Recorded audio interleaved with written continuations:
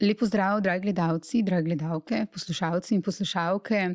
V kakšnem svetu živimo, kako z njim shajamo v naših življenjih, kdo smo, kakšni smo, zakaj?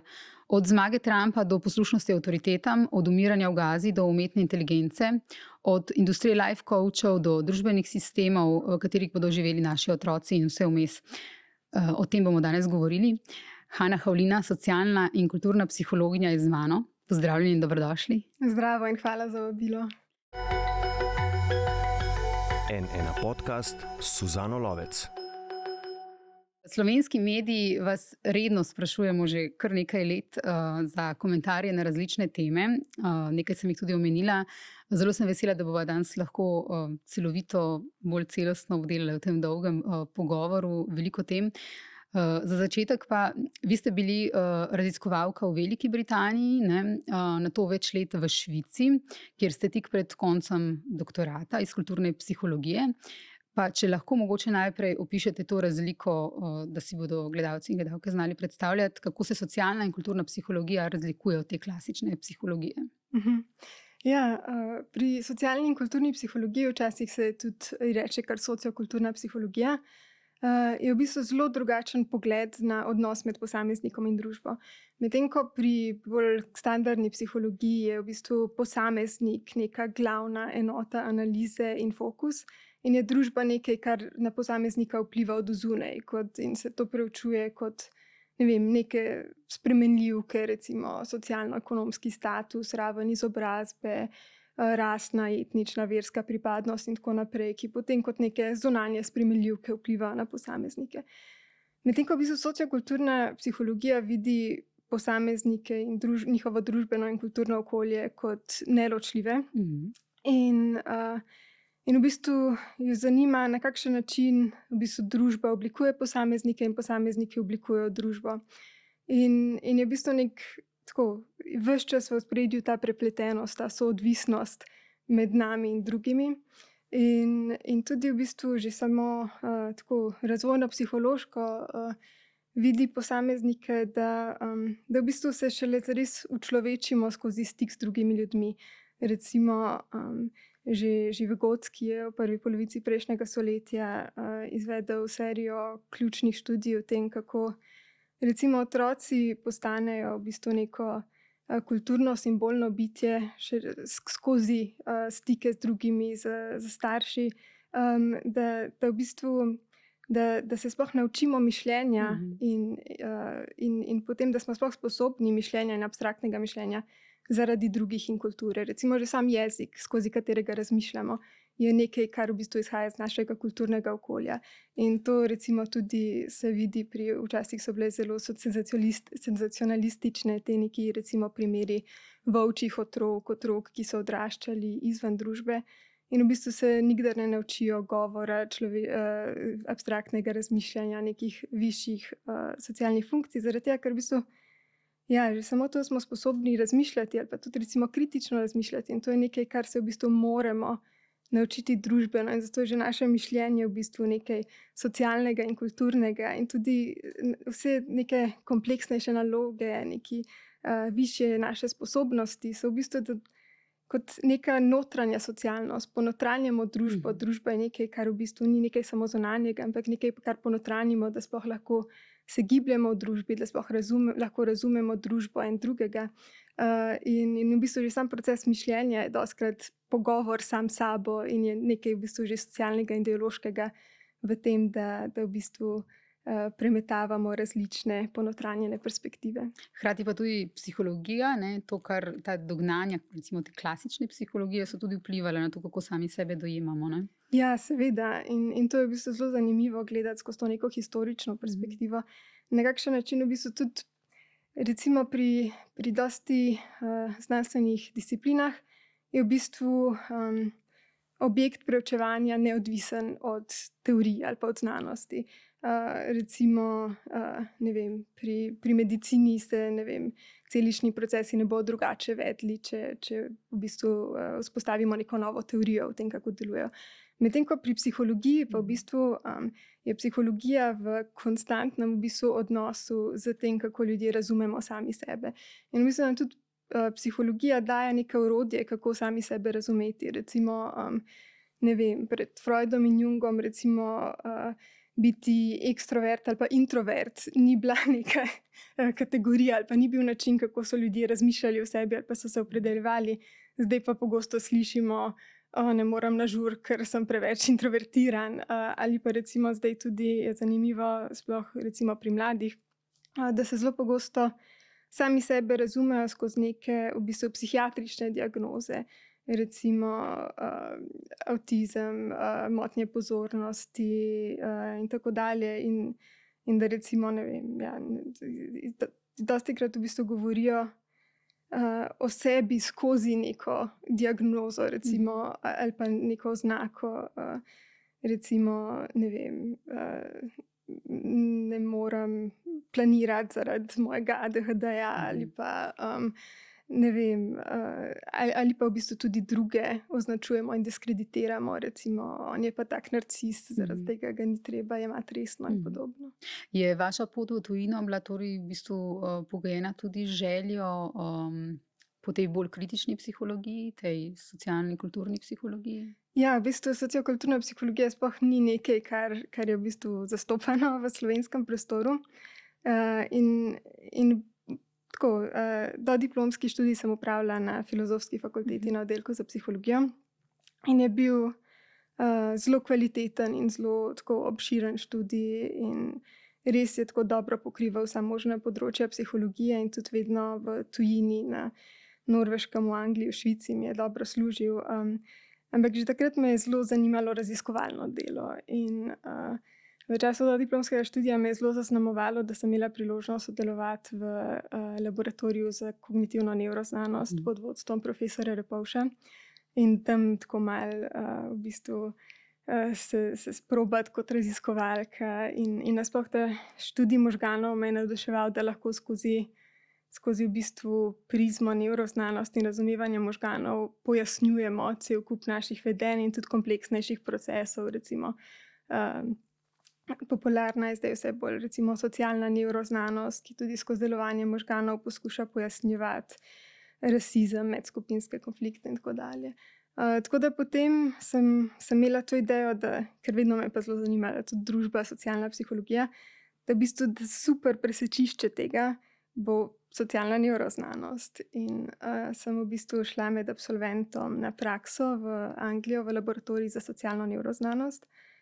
In potem pa v bistvu sem bila zelo razočarana, zaradi tega, ker tam je ta socialna plat te nevroznanosti bila tako zelo poenostavljena in v nevroznanosti je redukcionizem, to, da se res poenostavi in tako nekako problem simplificira na neke prave faktorje, nek v bistvu tako metodološki ideal, medtem ko pri preučevanju nečesa tako kompleksnega, kot so interakcije, družbeni kontekst, se mi je potem zdelo res malo preveč poenostavljeno, ko smo delali eksperimente, kjer je oseba sama sedela v recimo komori z to kapo z elektrodami in klikala, če so bili neki schematizirani obrazi, kar je tako v bistvu krog, ki predstavlja obraz z nosom v eno smer ali pa drugo smer obrnjeno, a so potem hitreje reagirali na razne dražljaje in se mi je zdelo to tako, ja, poenostavitev in da se tako zgubi ta socialna nota.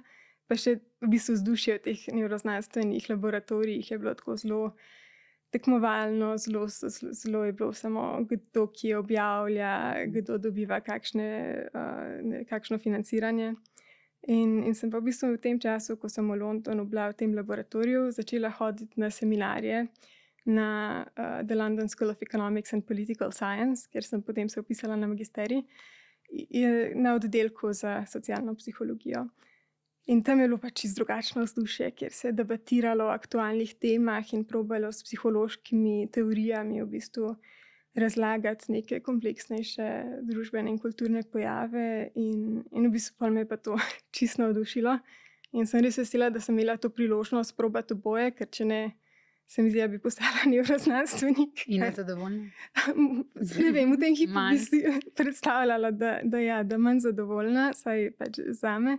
Je bilo pa tudi tako, je pa tudi malo začuješ ta družbeni pritisk, da je nevroznanost tako, da je bila zelo družbeno cenjena in tudi v Še tiste. rangirana? Ja, in zelo se vzpostavljajo te hierarhije v znanosti, ali tudi ideološke, tako, katere znanosti so bolj v bistvu skoraj trendi, bolj tako modne, se blazno financirajo, blazno objavljajo. In tudi tako neki popularni domišljiji. Ne vem, recimo, če sem v tistem letu, ko sem delala v nevroznanstvenem labu, na žurih rekla, da delam v nevroznanstvenem labu, so bili vsi tako, wow. Potem naslednje leto, ko sem rekla, ja, študiram socialno in kulturno psihologijo, so bili tako, a je to antropologija, kaj? Tako da je bilo malo iti proti toku. Ja. In potem ta Švica, če primerjate vse tri, torej Slovenijo, Veliko Britanijo in Švico, raziskovalno delo, ki je bilo in v Angliji in tam, če primerjate sisteme, kaj bi lahko rekli? Ja, v bistvu je bil tako po Angliji Švica kar malo šok zaradi tega, ker v Londonu je bilo pač ta univerza LSE res izjemno mednarodna, izjemno odprta, ves čas se dogaja, gosti ogromno število dogodkov, kamor prihajajo Nobelovci, politiki, tako priznani znanstveniki, ves čas si tako soočen s toliko idejami, informacijami, zanimivimi ljudmi. In tudi v bistvu super je bil ta magistrski študij socialne in kulturne psihologije v okolju, kjer v bistvu smo bili študenti iz 6 kontinentov in smo lahko na lastni koži primerjali izkušnje, imeli zanimive debate. Vsi, ki so prišli tja, so bili izjemno angažirani, zanimale so jih stvari. In tudi profesorji so bili tako zelo dostopni. Recimo v Sloveniji na Filozofski fakulteti si šel na govorilne ure, samo ko si se hotel pritožiti nad oceno na izpitu. Medtem ko v Londonu so se vsak teden razpisali termini za govorilne ure s profesorji in smo tekmovali, da smo dobili termin, da smo se lahko šli pogovarjati s profesorji. Debatirati o aktualnih stvareh. Ja, in tudi o snovi in teorijah, ki smo jih spoznavali, ker so bile zanimive in kaj še prebrati, kje še kaj sodelovati. Medtem ko potem sem v bistvu prek svojega mentorja magistrske naloge prišla nekako na doktorat v Švico. Oziroma sem vmes si želela biti mlada raziskovalka na Inštitutu za kriminologijo, kjer zdaj tudi delam. Ampak to je pa tudi en mal problem slovenskega sistema, da je bilo tako, da v bistvu moj britanski magisterij po nekih točkovnih primerjavah ne bi bil čisto ekvivalenten slovenskemu magisteriju in da jih je skrbelo, da v bistvu ne bi mogla vpisati v Sloveniji doktorskega študija. Tako da sem v bistvu bila kar razočarana. Medtem ko potem sem pa tako naslednji teden dobila od te potem mentorce na doktorskem študiju povabilo, da se odpira tam ena pozicija, da mi plačajo let, da pridem pogledati univerzo. Mislim, tako bi bilo tako, mislite pa želimo, medtem ko Slovenija je bila malo ta sistemska zavrnitev. In v bistvu je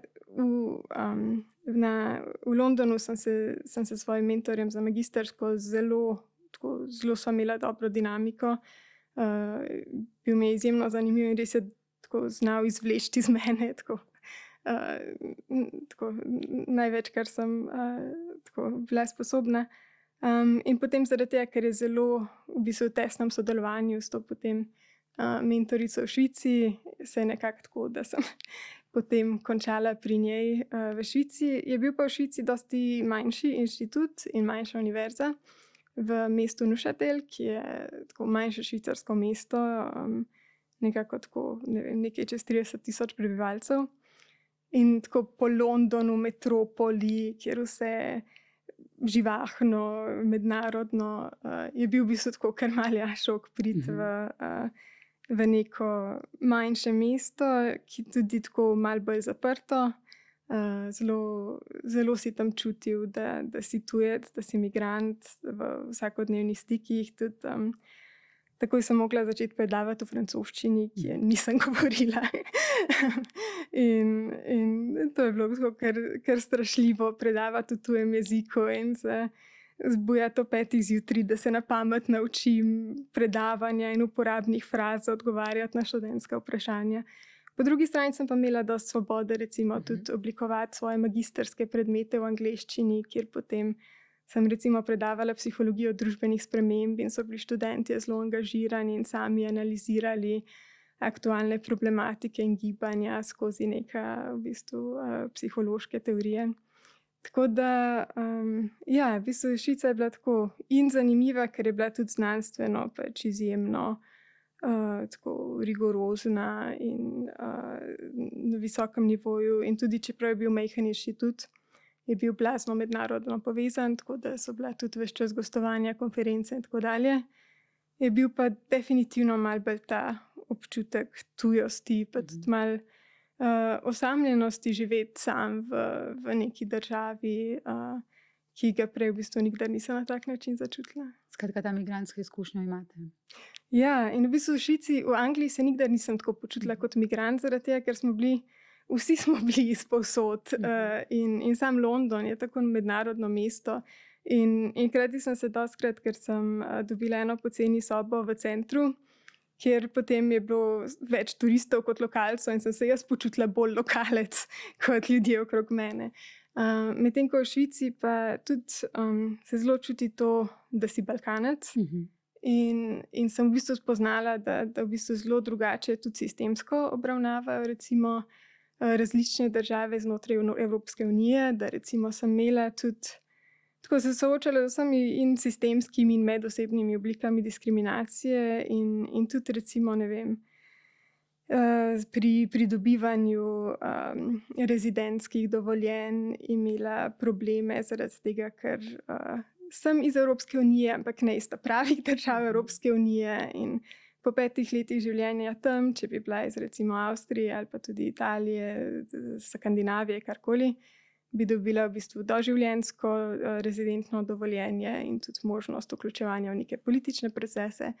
Zaradi tega, ker sem pa iz napačne EU države, pa v bistvu so mi dali najnižjo kategorijo dovoljenja, ker nisem imela pogodbe, ker sem imela pogodbo še za pol leta, ne za nedoločen čas, in sem mogla na 2 meseca iti čez vse mogoče protokole, dokazovati svojo finančno situacijo, cel kup.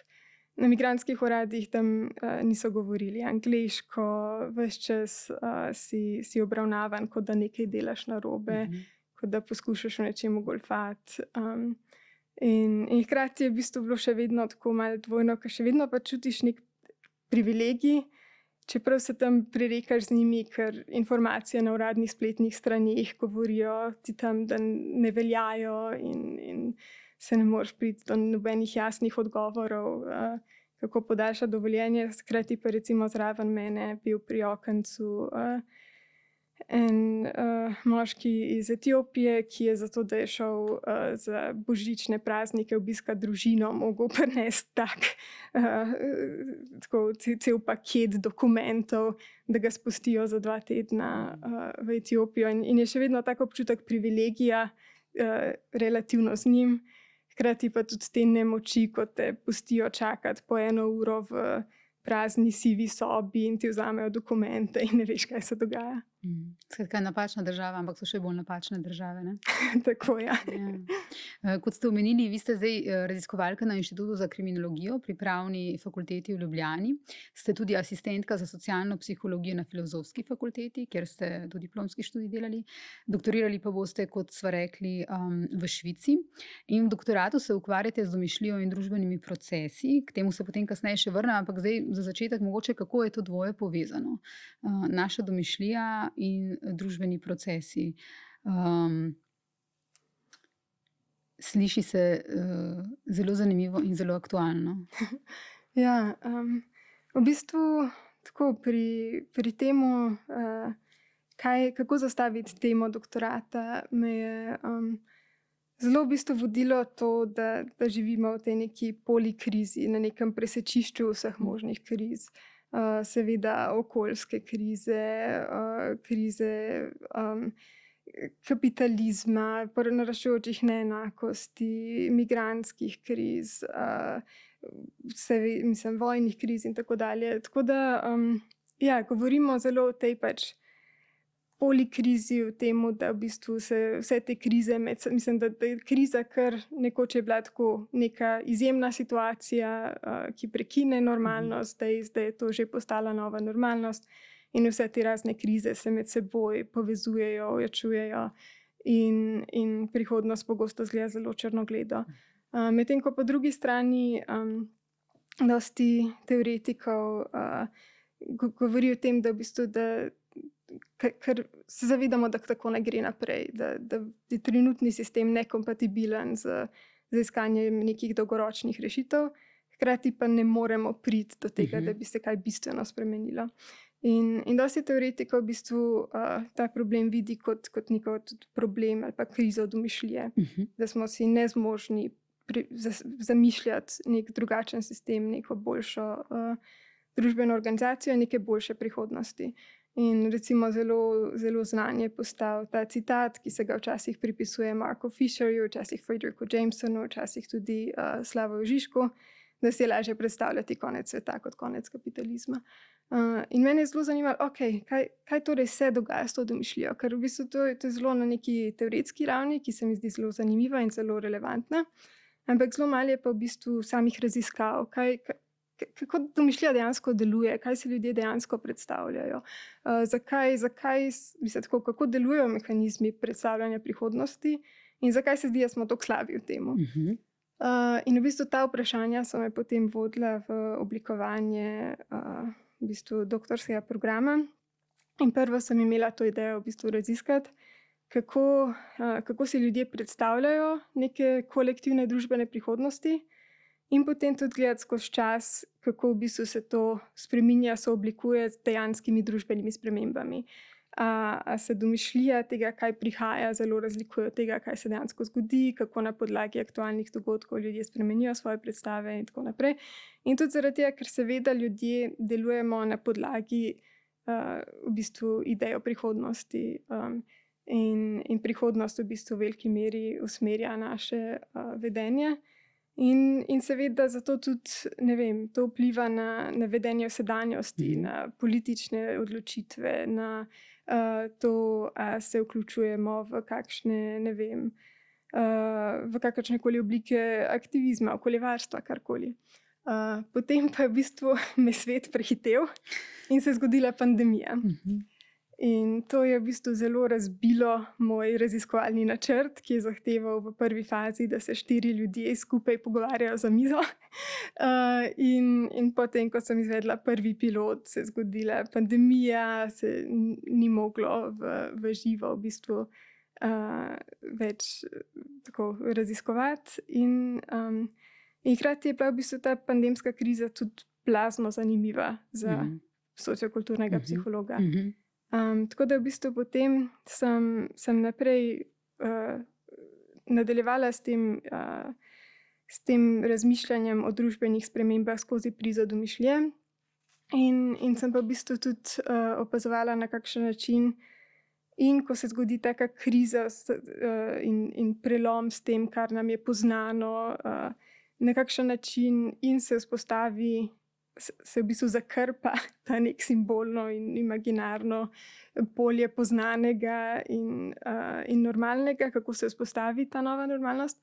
Hkrati pa tudi, kako se, to sem pa potem v bistvu imela tako malo srečo, da sem imela ene super podatke in sicer dnevnik, ki so ga ljudje pisali v času prvega vala pandemije v Sloveniji, kjer sem lahko v bistvu potem skozi čas opazovala tudi in kako v bistvu si osmišljajo pandemijo, prihodnosti na podlagi pandemije, vsta strah, nejasnosti, vse to.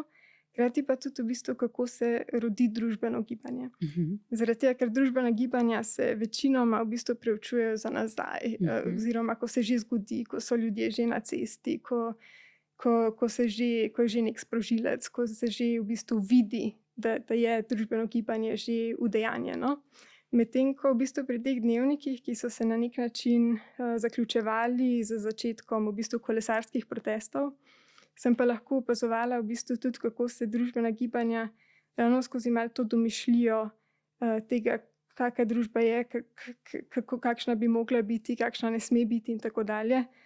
S časom v bistvu jačajo neke predstave sebe, drugega sebe v družbi in kako potem se s časom ljudje počutijo vse bolj opolnomočeni in to v bistvu to rezultira tudi v tem, da kolesarijo pred parlamentom. Rekli ste mi zadnjič po telefonu, da omenili ste mi to krpanje luknje v realnosti, ko se zgodi nekaj, kot je recimo COVID. Kako jih krpamo, luknje v realnosti, s čim? Ja, v bistvu mislim tudi recimo ta domišljija sploh za recimo sociokulturnega psihologa, ki nas vedno zanima to presečišče med posameznikom in družbo. Je domišljija super tako vstopna točka, zaradi tega, ker tudi recimo sociologi, antropologi, filozofi so dosti naredili na teoriji socialnih imaginarjev, da v veliki meri v bistvu družbo tvorijo naše imaginarne predstave družbe, vrednot, institucij, to neko skupno zavedanje in v bistvu deljene predstave o tem, kaj sploh je družba, kako deluje. In v bistvu to je tako neki v bistvu bolj makro nivoju ti socialni imaginariji, ki nas povezujejo, ki nam omogočajo, da sploh sodelujemo v družbi, da imamo vsi v bistvu neke deljene predstave, kot recimo, kaj je vrednost denarja, na kakšen način delujejo semafori in tako dalje. In kaj so neke skupne vrednote, kaj nas povezuje v narod in tako dalje, ki se seveda kristalizirajo tudi v materialnih praksah, v institucijah in tako dalje. Medtem ko domišljija je pa nek tako v bistvu proces v doživljanju posameznika, ki omogoča to, da sploh na take v bistvu načine sodelujemo z ljudmi, ki jih ne poznamo in da si predstavljamo sebe kot družbene subjekte. Hkrati pa nam v bistvu tudi daje to neko zmožnost, da v bistvu da sooblikujemo in preoblikujemo družbo, da se vedemo drugače, da si zamišljamo neke nove poti. In ja, v bistvu zelo pogosto se ne zavedamo zares teh nekih družbenih imaginarjev, na kakšen način v bistvu vidimo družbo, ker je to dokaj stabilno, dokler se ne zgodi neka pač kriza, nek prelom, ki v bistvu vrže vse to v nejasnost in spet preoprašujemo vse. In v bistvu potem ravno so spet potrebni neki procesi domišljije in osmišljanja situacije, da potem se nekako zakrpa ta vrzel v naših imaginarnih predstavah družbe. Po drugi strani pa tudi recimo se je v začetku pandemije zelo dosti govorilo o tem, da zdaj pa priložnost, da premislimo stvari, da reflektiramo, da mogoče neke stvari drugače zastavimo. In je bilo tudi, kolikor je bilo zelo težko obdobje, je bilo tudi hkrati obdobje tako nekega tudi optimizma, da zdaj je priložnost, da se zamislimo, da vidimo, da je možno čez noč spremeniti, na kakšen način se vedemo, delovanje ekonomskih institucij in tako dalje. In tudi takrat so dosti mislecev, recimo Bruno Latour, pozivalo k temu, da v bistvu, da malo premislimo neke prakse.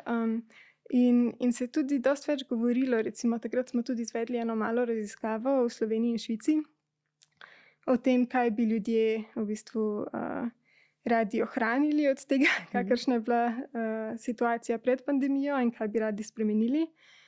In v bistvu je tako zelo podobno bilo dosti stvari, recimo pač več medsebojne povezanosti, več skupnostnih prostorov, več, ne vem, lokalno pridelane hrane, več vključevanja v lokalno skupnost, manj delovnih obveznosti, več fleksibilnosti pri delu in tako dalje. Medtem ko recimo pri Švici je bilo še tako malo tako te pastoralne utopije, spet malo bolj tako... Naravi. Ja, k naravi, pa spet malo kmetovati, pa biti v gorah, pa v neki tej lokalni skupnosti. Medtem ko v Sloveniji je bilo pa tudi dosti tako malo v bistvu malo tako preteklih idej, tako vračanja nekih socialističnih vrednot, recimo solidarnosti, večje družbene enakosti, tudi malo antikolonializma in tako dalje. Tako da je v vsakem kontekstu malo drugače in dostikrat v bistvu in spet v bistvu pa vse te neke prihodnosti, ki so pa v bistvu tudi zelo vezani na preteklost. In tudi to je recimo ena od večjih tez Marka Fisherja, da v bistvu smo družba, ki smo si nezmožni zamisliti neke prihodnosti, sploh prihodnosti drugačne od preteklosti, in da nas hkrati v bistvu tako ves čas zaznamujejo in z nami ostajajo v bistvu neki duhovi nekih preteklih, neuresničenih, mrtvih prihodnosti, ki v bistvu jih nismo uspeli uresničiti in se v bistvu ves čas malo vračamo k tem nekim nostalgičnim idejam, pa naj bo to neke nazaj k naravi ali neke jugonostalgične ali recimo zdaj v Ameriki nostalgija po recimo 50 letih in večji rasni segregaciji in tako dalje. Hkrati pa se zdi, da smo zelo, da imamo velike težave si zamisliti neko radikalno drugačno prihodnost. Omenili ste Ameriko, tukaj bomo nadaljevali, ampak samo to bi še rekla, da zdelo se je takrat med pandemijo, da smo v bistvu na pragu mnogih prihodnosti. Vse je bilo mogoče. Po tej pandemiji bo vse mogoče. V resnici ja, točno to, da se je takrat zdelo, da naenkrat ni več ta neka ena sama pot, samo obnavljanja statusa quo, ampak da naenkrat je odprto to polje, kaj vse je možno, kam vse lahko gremo. In je v bistvu bilo tudi blazno razočaranje mnogo ljudi potem, da se je vse v bistvu vrnilo v to neko opresivno normalnost in da smo v bistvu zelo hitro pozabili cel kup idej in lekcij pandemičnega obdobja. Ko ste omenili Združene države Amerike, je tukaj, postavila bom nekaj večkrat to rečem naivnih vprašanj, ampak kot ste vi prej meni rekli, včasih so ta v bistvu najboljša. Kako je mogoče, da so postali najpomembnejši ljudje na svetu, ljudje kot so Donald Trump in Elon Musk? Kakšen odgovor ima tu socialna psihologija, kulturna psihologija?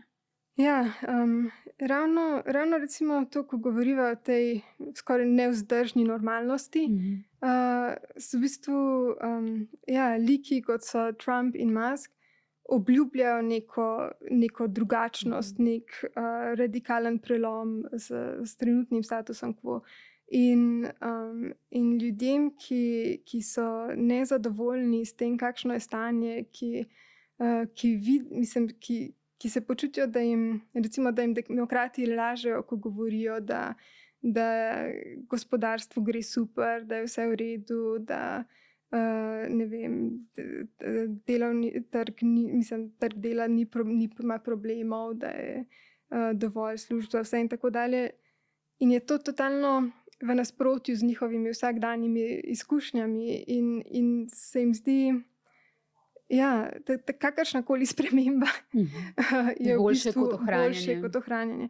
Je pa v bistvu recimo Trump predstavlja kar izziv za politično psihologijo, ker ena od ključnih ugotovitev ali pa skoraj aksiomov politične psihologije je vedno bila, da v bistvu politična psihologija, politične orientacije vidi tudi povezane z nekimi osebnostnimi strukturami in načini razmišljanja in v bistvu motivacijo volilcev.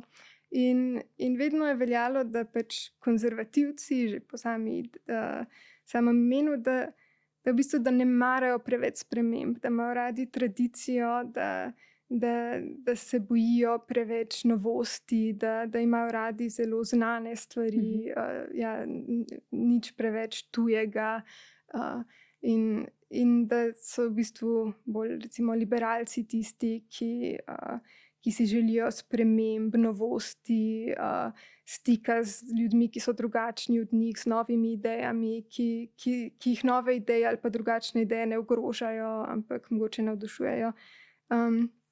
Zdaj pa se v bistvu v Ameriki in tudi kje drugje po svetu to malo obrnilo, v smislu, da v bistvu je zdaj demokratska stranka tista, ki v bistvu obljublja neko kontinuiteto, nadaljevanje statusa quo in ja, ravno recimo ne obljublja nobene drugačne prihodnosti, ampak samo business as usual, da se bo nadaljevalo na tak način, kot je. In tudi Kamala Harris v bistvu, ja, njena platforma, Američani imajo dosti pač ekonomskih in finančnih skrbi, ki so jih demokrati malo zanikali ali pa so se sklicevali na BDP, ki narašča, ampak hkrati pa realne plače stagnirajo in za vse več Američanov neke osnovne storitve, kot so šolstvo, zdravstvo in tako naprej, stanovanjska oskrba, postajajo vse bolj nedostopne. Hkrati pa v bistvu so bile edine neke obljube, pravica do splava in neke pač tako varovanje nekih osnovnih človekovih pravic, kar je seveda zelo pomembno. Ampak samo ohranjanje nečesa ni tako prepričljivo ali pa ne motivira volilcev to kot obljuba nečesa boljšega.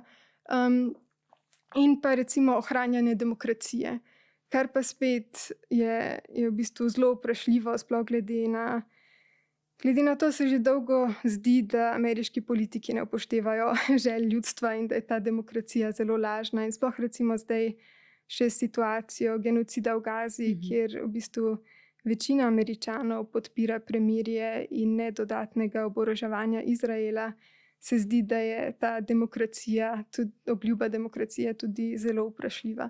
Tako da v bistvu me ne čudi zelo, da se je Trump vrnil na predsedniško mesto, ker se mi zdi, da je dosti ljudem bilo zelo težko glasovati za Kamalo Harris, da se jim je malo upiralo glasovati za nekoga, ki podpira genocid in etnično čiščenje, in da Trump zna dosti bolj motivirati to obljubo, da se bo nekaj zgodilo, da bo drugače, da sliši ljudi, da s svojim enostavnim jezikom, da je dostopen. Hkrati pa v bistvu in da v bistvu da potrjuje njihove občutke, da so problemi zelo resni, te probleme še potencira, straši ljudi in v bistvu potem pokaže na čisto napačne rešitve in čisto napačne krivce. Seveda krivci so vedno drugi, migranti, manjšine, ženske in tako dalje. In pa v bistvu te politike, ki jih Trump v bistvu načrtuje, so totalno v neskladju s tem, kar si njegovi volilci dejansko želijo. Recimo fascinantno je, da se je Trump v teh volitvah predstavljal kot protivojni kandidat. Zdaj je že takoj svoj bodoči kabinet opremil z samimi vojnimi hujskaši, ali pa recimo delavski razred zelo skrbi njihova prihodnost in tudi recimo eden od boljših napovednikov, kako bodo ljudje volili in v kampanji med Trumpom in Hillary Clinton in v tej kampanji je bilo, vidijo ljudje prihodnost kot boljšo ali slabšo od sedanjosti.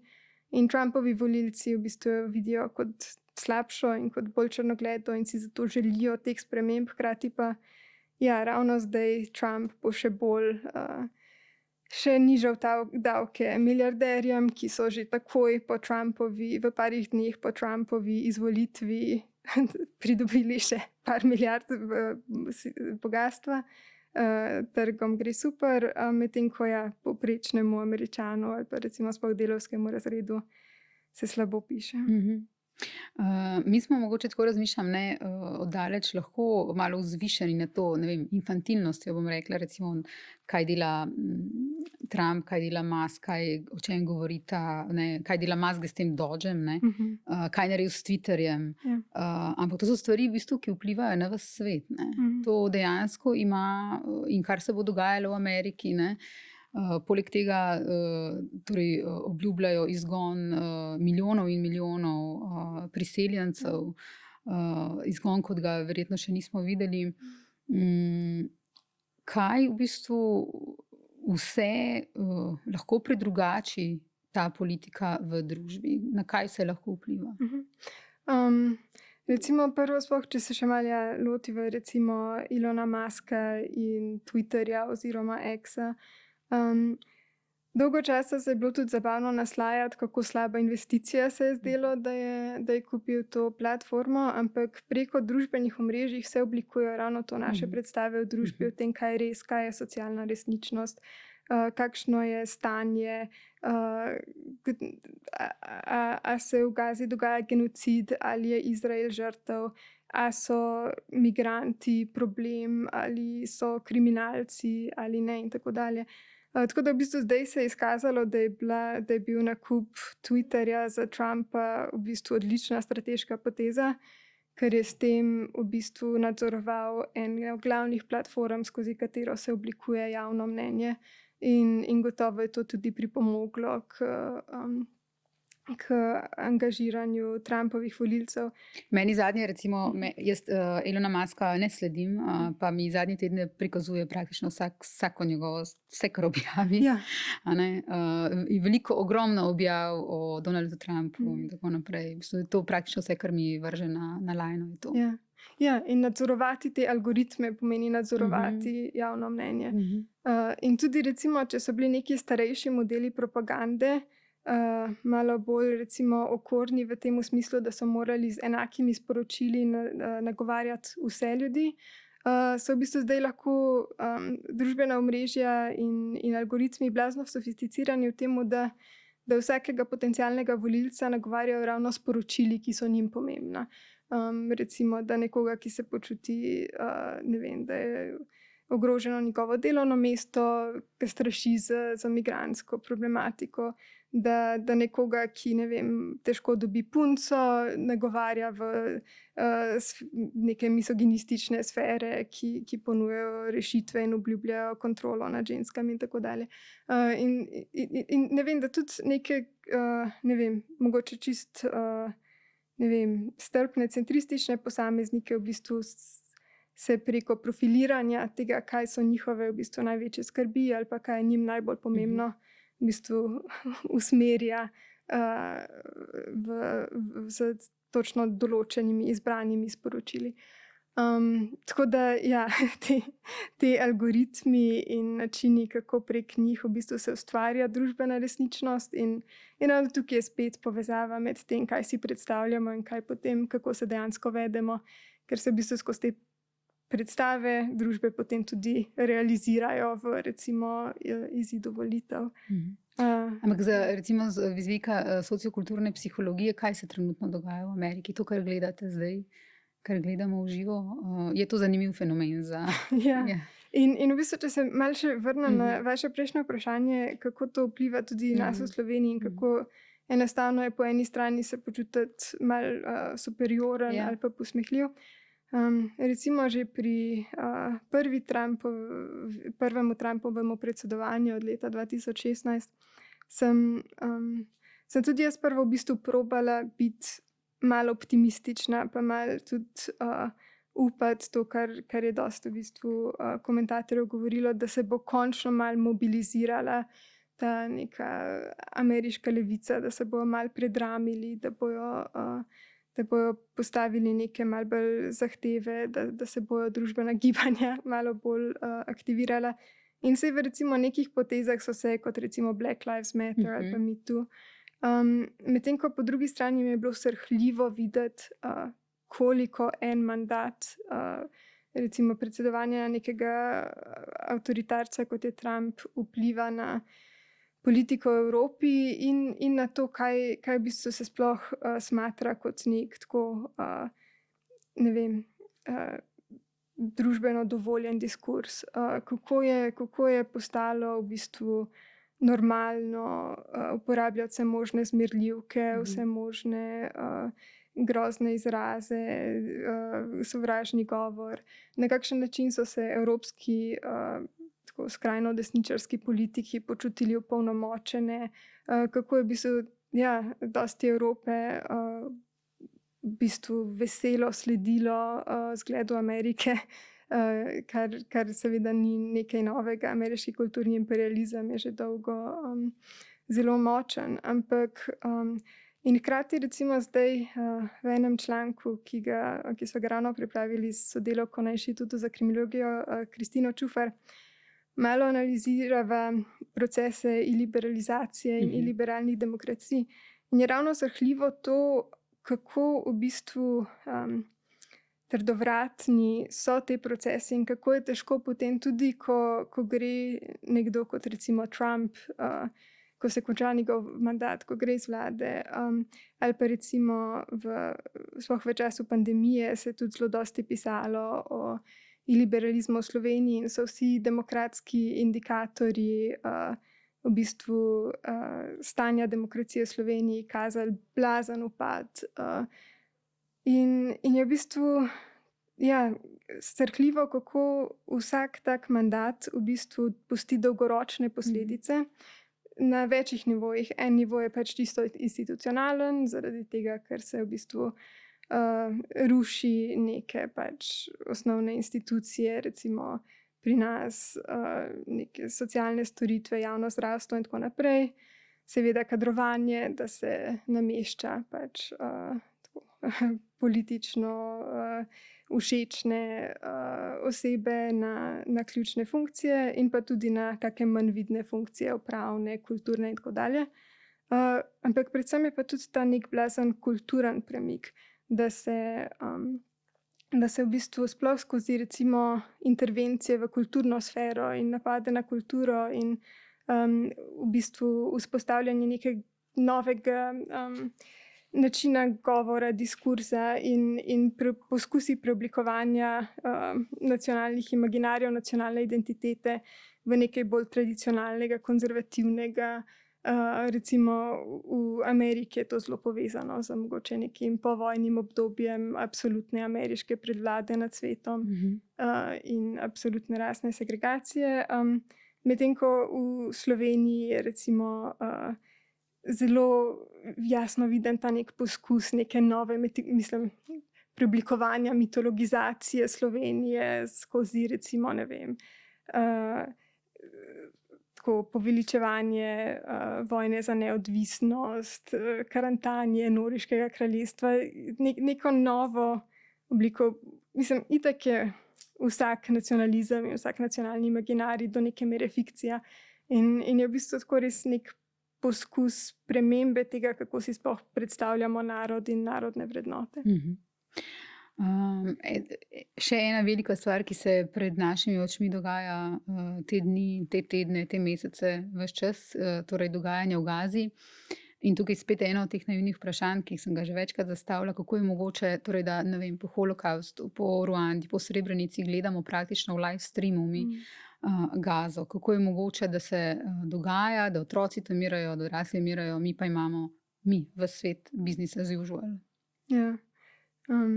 To je v bistvu tako spet srhljivo, na kakšen način se tako vsakič, ne vem, po holokaustu je bil ta slogan nikdar več, never again, hkrati pa vedno, vedno znova.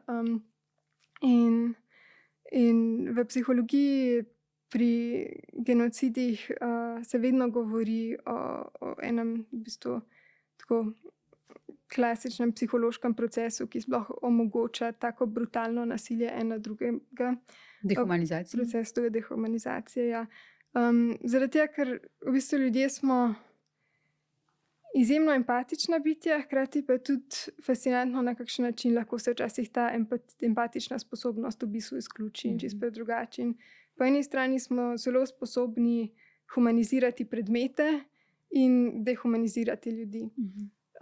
In to, recimo, če se vrnem na svojo nevroznanstveno preteklost, tudi recimo z funkcijsko magnetno-resonančnim snemanjem lahko v bistvu opazujemo že v možganski aktivaciji, kako se te procesi empatije v bistvu pri dehumanizaciji, vse te razna možganska področja povezana z empatijo, v bistvu vidimo deaktivacijo in pa večjo aktivacijo v področjih povezanih z gnusom in agresijo.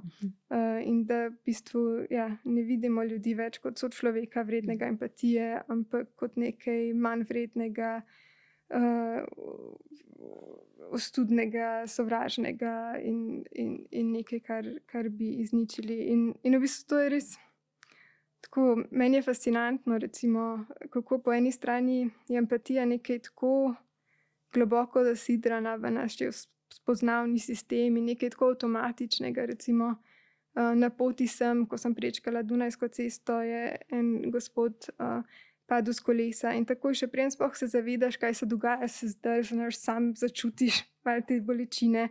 In je to že takoj instinktivna reakcija na bolečino drugega, to neko sočutje. In potem se vklopijo še neki te v bistvu višji kognitivni procesi razumevanja en drugega, da vprašaš, če potrebuje pomoč, kaj rabi, hkrati vidiš, da mu je malo nerodno, pa potem razumeš, da mu je malo nerodno, pa probaš tako malo zasmejati, pa zaželeti lep dan in si obziran in je to nekaj tako najbolj naravnega in avtomatiziranega.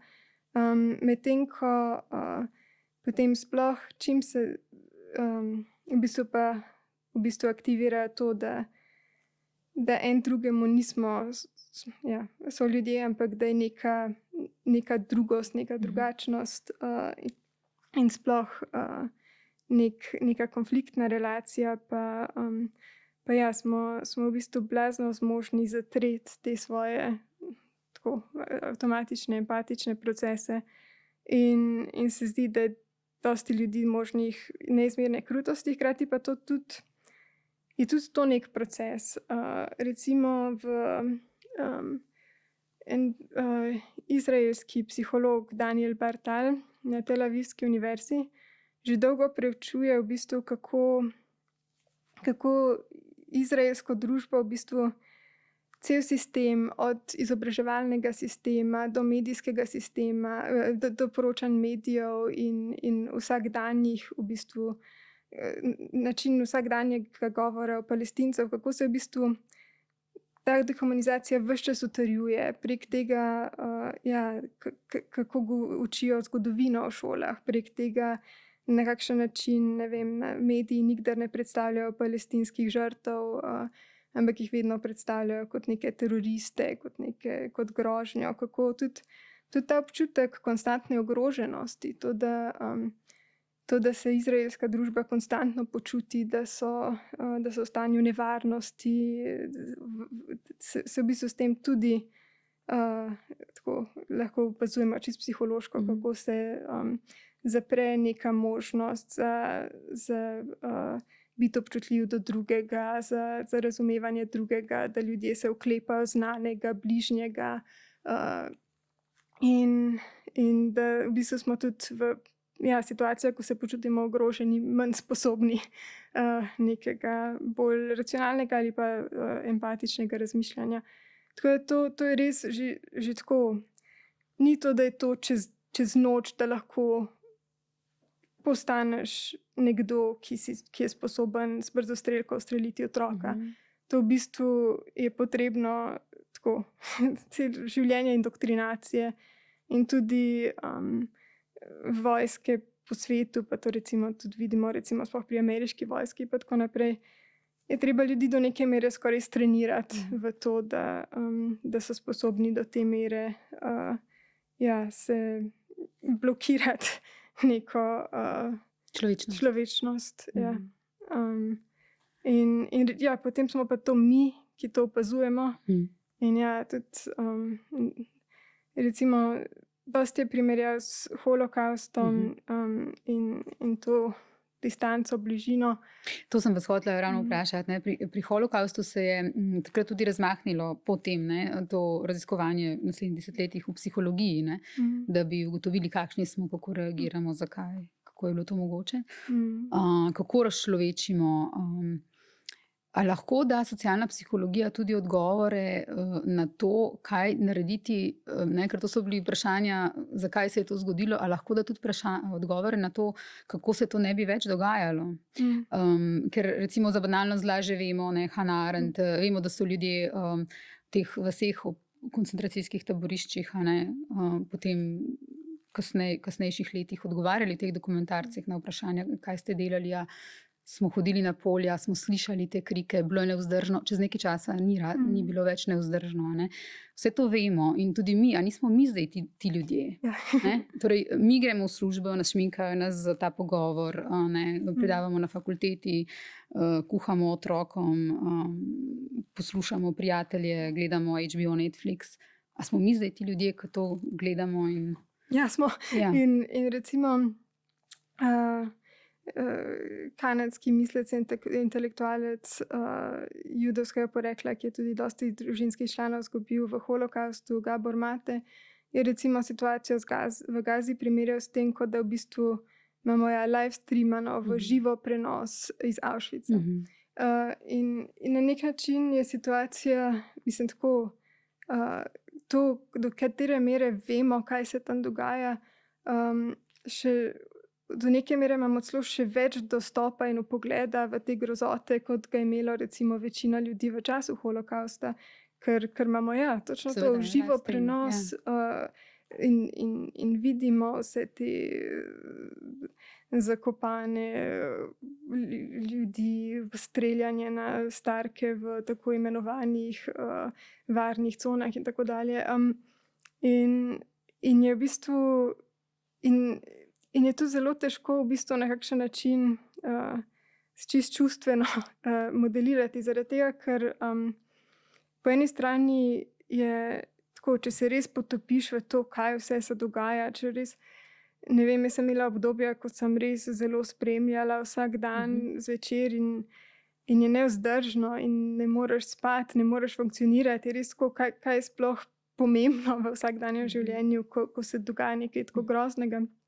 Hkrati je pa tudi v bistvu malo srhljivo to, na kaj vse se navadimo in kako hitro postanejo neke take stvari normalne. In tudi v bistvu na to, na trpljenje drugega in na neke v bistvu čustveno za nas ogrožujoče situacije, imamo ljudje zelo različne odzive in dostikrat je odziv umik, to, da pač da ne gledamo, ne spremljamo situacije ali pa da malo čustveno utopimo.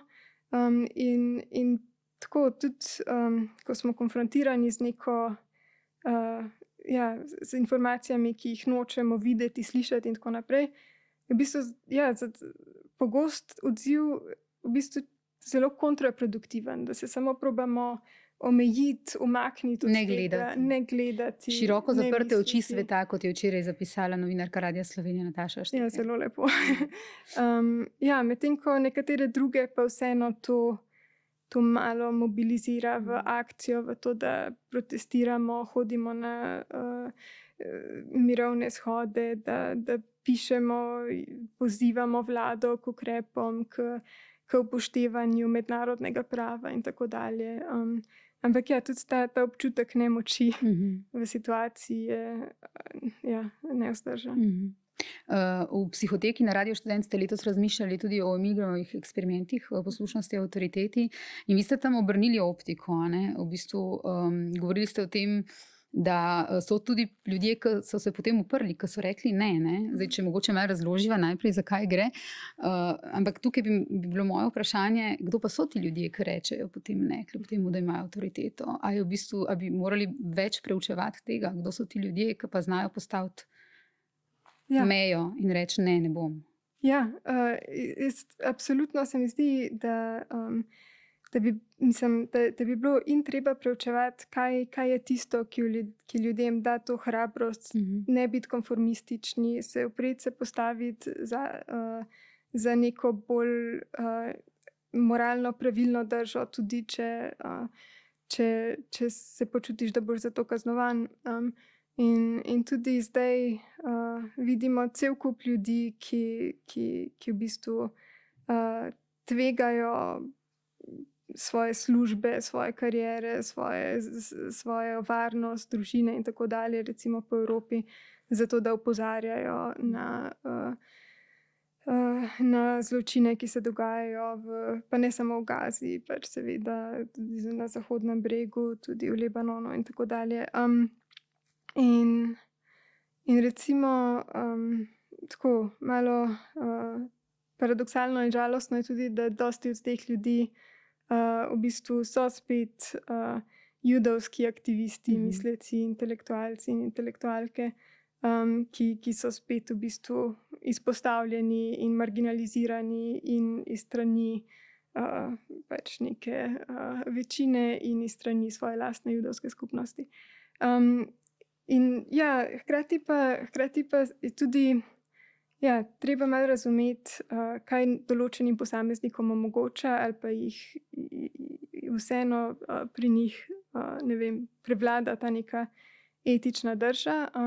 Hkrati pa tudi se mi zdi, da je tudi treba na to gledati v kontekstu, zaradi tega, ker tudi zelo težko se je upreti sam, medtem ko, in ravno to kažejo tudi določeni Milgramovi eksperimenti, da v bistvu čim pa so se udeleženci pri tej raziskavi, kjer so mislili, da izvajajo elektrošoke nad udeležencem oziroma so eksperimentatorjem v drugi sobi, da čim so videli nekoga drugega, da je rekel ne, da bi prekinil sodelovanje, so potem tudi sami v 90% v bistvu se počutili tako opogumljene, da so se tudi sami uprli. Tako da in tudi pri družbenih gibanjih vedno pač vidimo, da sam težko dosti dosežeš, da seveda pogosto potrebujemo neke ljudi, da nas navdahnejo, ampak potem pa pač se v bistvu moč najde v skupnosti in da ravno to je treba tako aktivirati določeno. Tudi v bistvu sam si vedno zelo ranljiv. Recimo, to zdaj sploh vidimo recimo pri ljudeh, ki se recimo pojavljajo v javni sferi v recimo državah Zahodne Evrope in Amerike, kako je blazen pritisk, da ne izrečeš nič kritičnega do Izraela, ker si potem tako označen za antisemita. Govorimo predvsem o Nemčiji, ne? Nemčija je najbolj ekstremna v tem, ampak absolutno ni edina. Recimo moji kolegi na elitnih univerzah v Angliji, v Ameriki, v Franciji in tako dalje se bojijo všečkati objave na družbenih omrežjih, ki so recimo kritične do Izraela ali pa pro-palestinske, zaradi tega, da ne bi bili odpuščeni iz univerz. In tudi tukaj vidimo v bistvu blazne kršitve neke akademske svobode in svobode govora, kjer vidimo v bistvu blazno politično vmešavanje, tudi recimo v Ameriki, odpustitve vseh možnih, v bistvu tako še dokaj konzervativnih predsednic in predsednikov univerz, ki pa niso bile dovolj radikalne v zatiranju pro-palestinskih protestov na kampusih. Tako da to, mislim, svoboda govora je tukaj pod blaznim napadom in recimo Nemčija je v tem vodilna in tudi recimo ravno prejšnji teden je njihov Bundestag parlament sprejel odločitev, da se prekine javno financiranje vsem kulturnim in znanstvenim organizacijam oziroma projektom, pri katerih to izrazi kritiko Izraela, zaradi tega, ker sledijo ihra definiciji antisemitizma, ki vključuje tudi vsako kritiko izraelske države kot v bistvu primer antisemitizma in zaradi tega v bistvu je blazno zatiranje vseh, ki si prizadevajo za konec za preprečevanje in končati genocid. In smo res v neki taki paradoksalni situaciji, ki pa to, kar se zdi Orwell že malo zlajnan, ampak ravno to, kako se zdijo besede, pomenijo obratno od tega, kar naj bi pomenile. Da so mirovni shodi označeni za teroristične, da je opozarjanje na genocid videno kot radikalno, da je, ne vem, da je kakršenkoli poskus ohranjanja človekovih pravic, dignitete, viden kot antisemitizem, kot jemanje pravic neki skupini. Tako da res, mislim, tako res smo prišli v situacijo, ko je mir viden kot terorizem in se zdi tako, ne vem, tako vse skupaj skregano z realnostjo. In potem smo spet tukaj, ne, na začetku, oziroma pri vašem doktoratu, pri preučevanju teh alternativ prihodnosti, kaj nas čaka za prihodnost, kakšna bi prihodnost lahko bila. Tudi v Psihoteki za Radio Študent ste rekli, da si ljudje najtežje od vsega predstavljajo, kako bi bili oni sami drugačni v prihodnosti, da je vse drugo lažje, da si lažje predstavljajo nove tehnologije, druge pristope k ekologiji in tako naprej. Zakaj si tako težko predstavljamo sebe drugačne?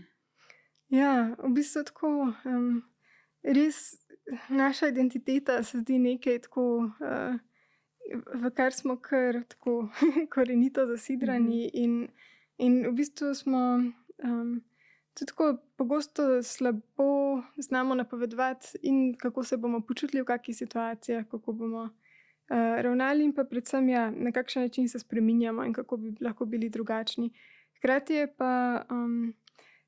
pa se mi zdi vseeno, mislim tako, pri predstavljanju prihodnosti imajo pa ljudje vseeno ime lažje recimo si predstavljati neke svoje osebne prihodnosti, pa neko svojo pot, življenjsko, karierno in tako naprej, ki se zdi malo bolj oprijemljiva in nad katero se jim zdi, da ima malo več kontrole, kot pa neke bolj družbene prihodnosti.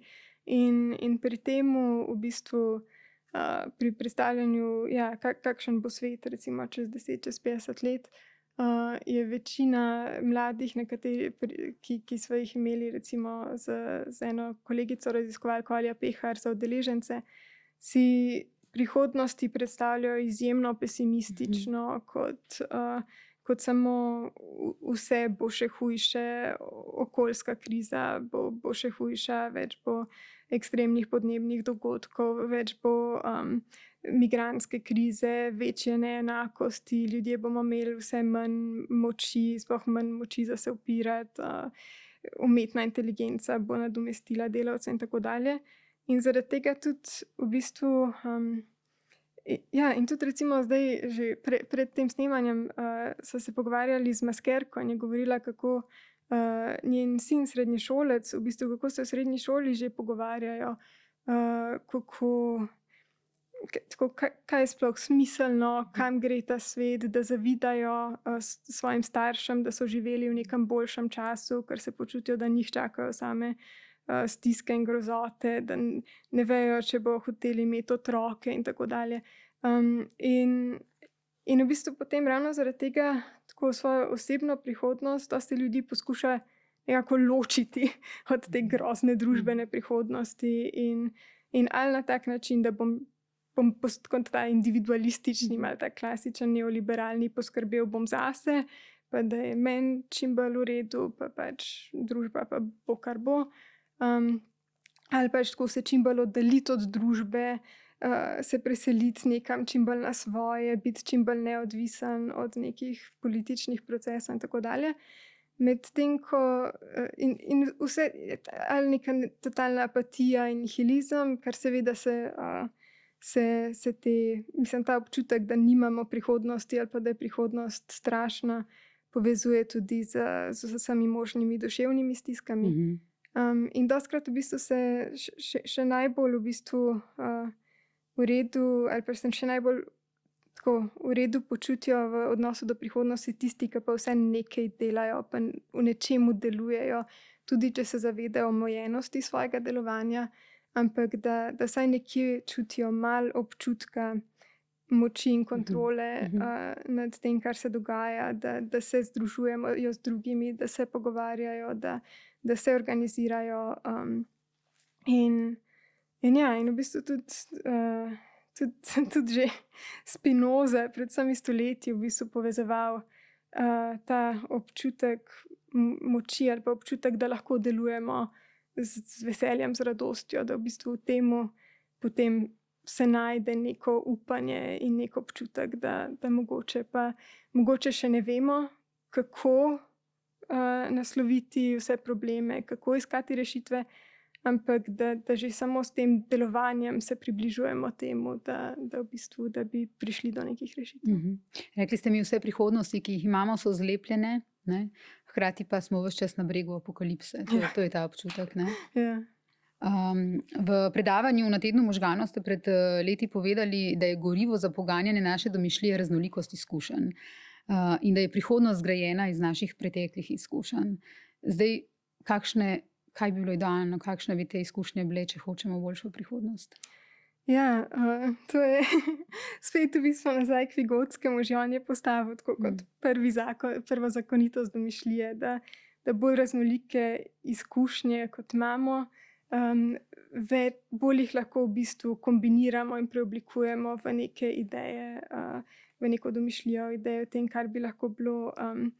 In v bistvu tudi zelo zanimivo je, tudi tukaj se zelo vidi povezava med spominom in domišljijo, da v bistvu potrebujemo ta spomin zato, da si lahko sploh ustvarjamo neke predstave. In hkrati je tudi, ne vem, določeni nevroznanstveniki, recimo Daniel Schacter, v bistvu razmišljajo o spominu, da mogoče je njegova funkcija ne toliko v bistvu samo to, da se spominjamo preteklosti, ampak ravno to, da nam da zmožnost tega, da si predstavljamo prihodnost in da se v bistvu prilagajamo ne samo na situacije, kakršne so, ampak na prihodnost. In v bistvu obrnu na nek način to razumevanje spomina kot ne nekaj, česar primarna funkcija je gledati nazaj, ampak gledati naprej. In ja, hkrati pa v bistvu se zdi, da se zadnje čase, da se nam pogosto ta raznolikost izkušenj zapira in da recimo vse bolj, da smo vse bolj zožani v nekih svojih, recimo, mehurčkih, kjer smo ves čas izpostavljeni nekim podobnim mnenjem, da se gibljemo med ljudmi, ki mislijo podobno. In poleg tega pa tudi na neki bolj tako širši, recimo globalni družbeni ravni, je tudi pač tako, imamo manj nekih možnosti opazovati drugačne družbene organizacije. Pač zdaj ta absolutna prevlada kapitalizma je v bistvu vpliva na to, da včasih, recimo to pa Graeber in Wengrow lepo ugotavljata, da včasih so v bistvu bile družbe organizirane na zelo različne načine in da je bilo cel kup zelo raznolikih v bistvu družbenih organizacij, da je bilo dosti več nekega eksperimentiranja s tem, kako organizirati skupnosti. Medtem ko zdaj pač živimo v temu neskončnemu, neprekinjenemu koncu zgodovine, ko se zdi, da obstaja Margaret Thatcher pač izraz, da ni alternative, da je to vse, kar poznamo. In v bistvu tudi zato sva z enim kolegom iz Oxforda, sem bila še na enem gostovanju na Oxfordu, v bistvu si zamislila in ga bova tudi že mogla izvesti, en projekt, na kakšen način se pa, ker ideja teh britanskih in ameriških teoretikov je, da v bistvu ljudje tudi niso imeli izkušnje nobenega drugačnega sistema. Medtem ko v Sloveniji pa recimo imamo to specifiko, pa ne samo v Sloveniji, v recimo bivših državah Jugoslavije, da v bistvu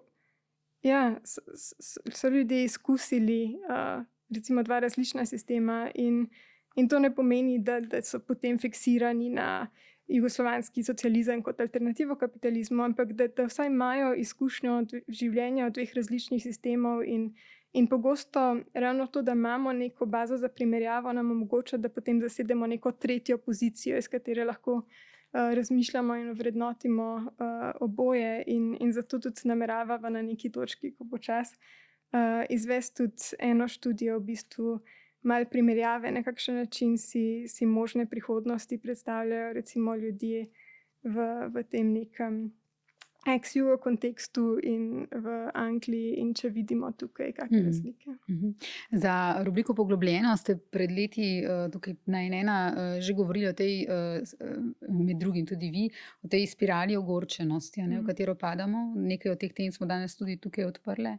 ko smo ogorčeni, ampak kako v bistvu ta spirala, ko je ogorčenje ves čas prisotno, ko smo ves čas ogorčeni, ko je v bistvu toliko stvari, zaradi katerih moramo biti ogorčeni, nas onemogoča v bistvu v tem, da delujemo. Za mladino ste pa zelo dobro na temi o samopomoči oziroma life coachih in podobni industriji samopomoči govorili o tem, kako v bistvu nas družbeni sistem, v katerem živimo, kako namesto v bistvu državne pomoči ali pa socialne pomoči, kako se ljudje oklepajo torej teh life coachov in te industrije. Ne.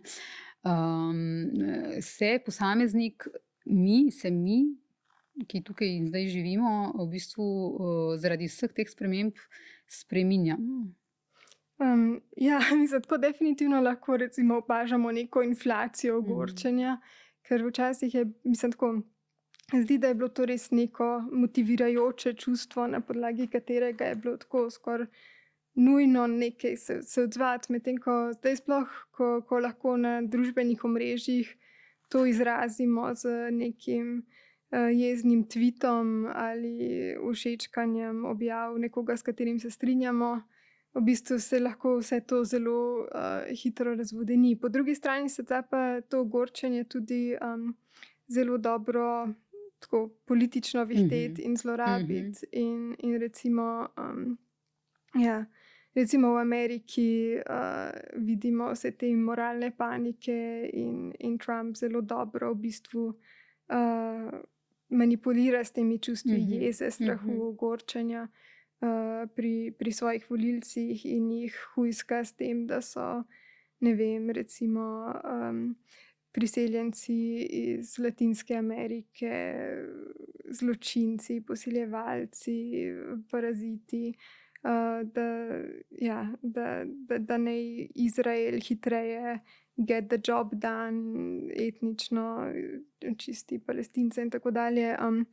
Medtem ko je pa tudi zanimivo, ker tako, to moralno ogorčenje ima lahko neko tako pomembno družbeno funkcijo, tako si prizadevati za neko enakost ali pa pravičnost.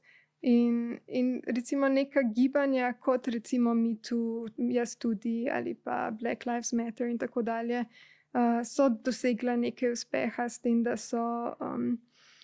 da so kritizirala osebe in institucije na pozicijah moči. Po drugi strani pa v bistvu zdaj tudi te procese in pa recimo neko cancel culture, se pravi kulturo ukinjanja ali pa izključevanja, vidimo, kako se da v bistvu izrabiti na obraten način. Recimo pri ravno situaciji, na kakšen način se ljudje odzivajo na genocid nad palestinskim ljudstvom, je tako zelo jasno vidno, kako v bistvu se s to kulturo izključevanja in ukinjanja vseh kritičnih umetnikov, mislecev, novinarjev, aktivistov in tako dalje, tako v bistvu se to tako absoluten napad na osnovne človekove pravice in na neko pač progresivno mirovno gibanje prikazuje kot pravično, kot ščitenje judovske skupnosti pred antisemitizmom in s to znako antisemitizma takoj diskreditira ljudi, upraviči masovna odpuščanja. In je v bistvu tako nekaj žalostnega na temu, da neko v bistvu tako družbeno orodje, s katerim so si tako dobro misleči ljudje poskušali prizadevati k družbenim spremembam, da se izključuje posameznike, ki ravnajo skrajno neetično, se zdaj v bistvu izrablja za to, da se izključuje posameznike, ki ravnajo etično. Na koncu ne moremo seveda mimo umetne inteligence. z vaše strokovne pozicije, kaj lahko rečete, kako nas bo spremenila, kako nas je že. Opazujete to, kolikšen del pogovorov, naših pogovorov je že zavzema umetna inteligenca, koliko tudi mogoče nekih opravil, razmislekov o prihodnosti, kaj jo boš vprašal, kdo jo bo vprašal, kako jo bo vprašal. In kdo bo imel lasti? Mislim, Kdo tako jo kdo- bo imel vlasti, Ja. kar kot najpomembnejše vprašanje, seveda. Ja. Ja, problemov umetne inteligence je mnogotero in na vseh možnih področjih.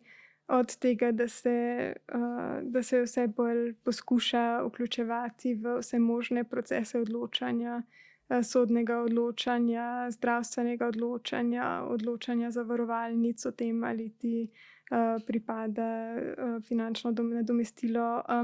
Ampak recimo v samem kontekstu najinega pogovora pa bi mogoče izpostavila dve stvari. Prvo je to ravno, kar se tiče tega, kako si predstavljamo družbo in kako se oblikuje ta družbena resničnost.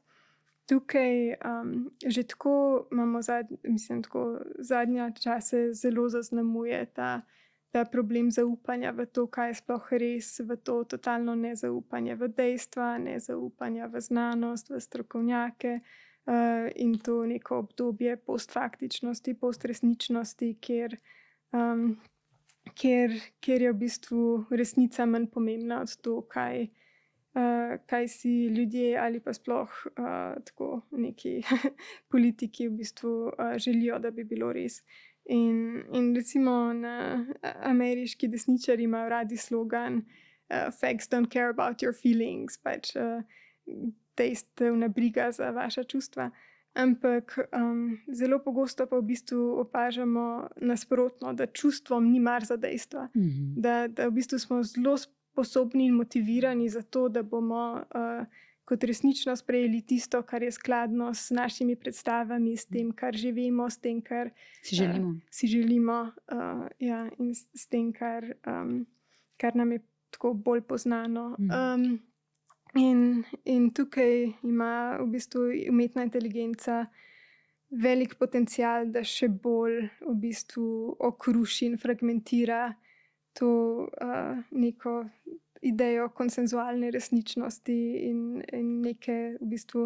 nekih skupnih dejstev, okrog katerih bi se lahko vsi v bistvu zedinili.